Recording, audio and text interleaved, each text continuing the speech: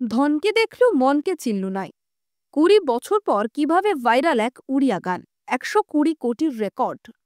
ভালো গান গেয়ে বা সুর দিয়েও জনপ্রিয়তা না পাওয়ার বহু নজির রয়েছে। এমন কত গান কালের অতলে তলিয়ে গেছে। সমাজ মাধ্যমের এক গুণ বটে, মাঝে মধ্যেই হারিয়ে যাওয়া পুরনো গান মণিমুক্তর মতো খুঁজে আনছে, তার রিমেক হচ্ছে।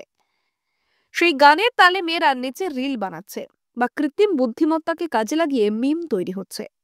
প্রকারান্তে তাতে সজীব হয়ে যাচ্ছে হারিয়ে যাওয়া সেই গান ও শিল্পী। তেমনি ভাবে ইদানিং ভাইরাল হয়ে গেছে একটি গান, ছি ছিঁড়ে নুনি ছি। বিশেষ করে গানের একটি পরিচ্ছদ মুখে মুখে ফিরছে। ধনকে দেখলু তুই ননি সিনা মনকে চিনলু নাই, সুনাকে চিনলু বানাকে চিনলু মনীষও চিনলু নাই। ধন নাই বলি মোর পাকে নুনি তার কাজে উঠি গলু। ধন আছে সিনা মন নাই তাকে তুই জানি না পারিলু। গোটে দিনু মিসা যোগী দেলু নাহি কেড়ে কথা করি দেলু।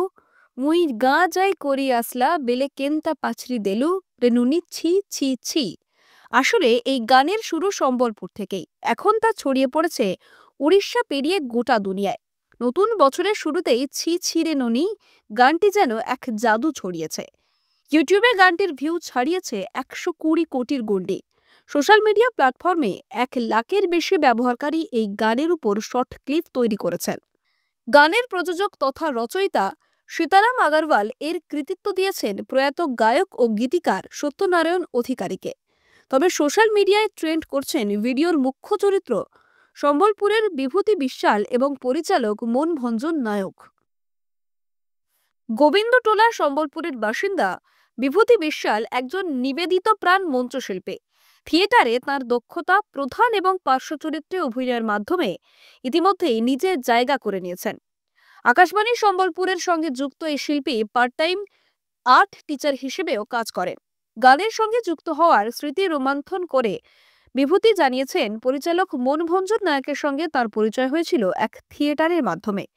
বিভূতির গ্রাম্য চেহারা এবং সহজাত অভিনয় দক্ষতা দেখে পরিচালক তাকে এই মিউজিক ভিডিওতে অভিনয়ের প্রস্তাব দেন। যদিও এর আগে কখনো মিউজিক ভিডিওতে অভিনয় বা নাচ করেননি তিনি, তবুও নির্মাতা তার উপর ভরসা করেছিলেন।